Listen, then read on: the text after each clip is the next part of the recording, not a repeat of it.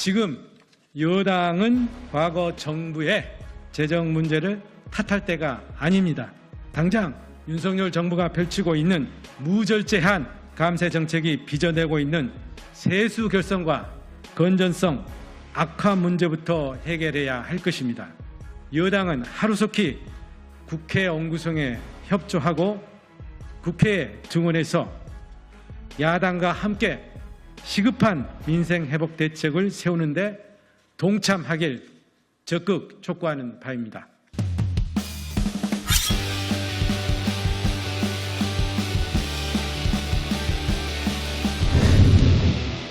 국회의원 안도걸입니다. 제 소견을 좀 밝히고자 합니다. 외형적 수치 이런 문재인 정부는 적극적인 어제 국민의힘은 문재인 정부 때 펼친 적극 재정에 대해 재정 중독, 비폭탄이라는 비판을 늘어놓았습니다.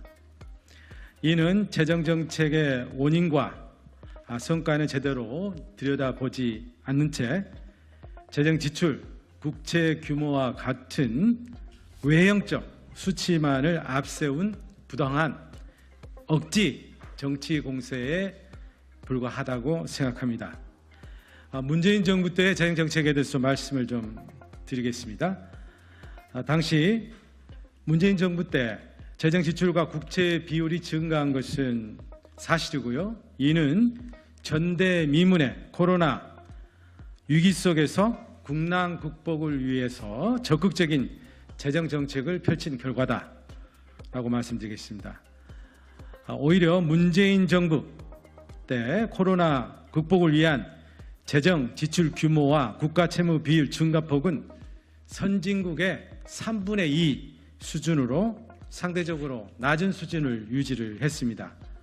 이렇게 절제된 재정 지출과 국채 발행을 통해 성공적인 방역 성과를 이루어냈고 21년도에는 4.6%라는 높은 경제 성장률을 달성했고 또 조기의 고용 회복, 소득 분배 개선 등과 같은 신속한 경제 회복을 이루어냈었습니다. 그리고 21년도에 빠른 성장으로 인해서 초과 세수가 61.4조 원이 발생을 했습니다. 이 재원을 활용해서 전국민 재난지원금을 지급하고 소상공인 손실보상제도를 전 세계에서 최초로 도입하는 등 아주 기묘한 용도에 사용할 수가 있었습니다.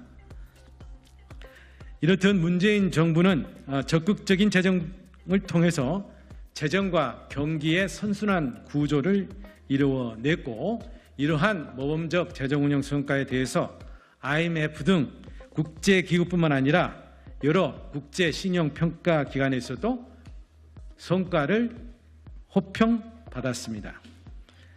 지금 여당은 과거 정부의 재정 문제를 탓할 때가 아닙니다.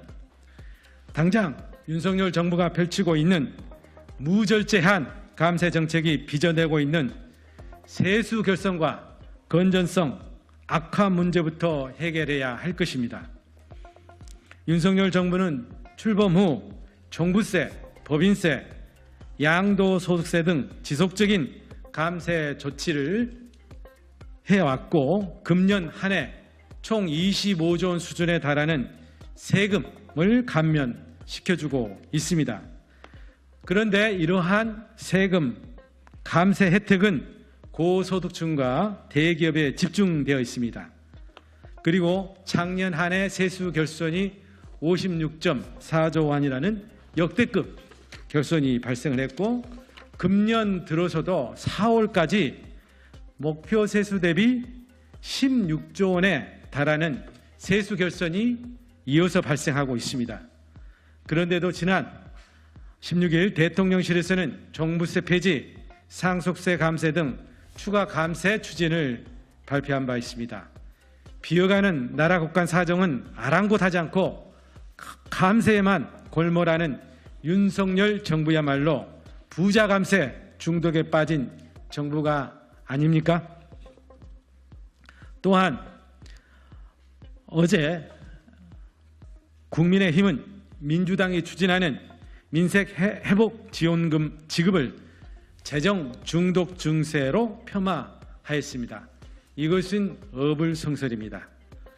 민생 회복 지원금은 지금 내수경제 침체가 장기화되고 있고 자영업자 폐업이 급증하고 있습니다.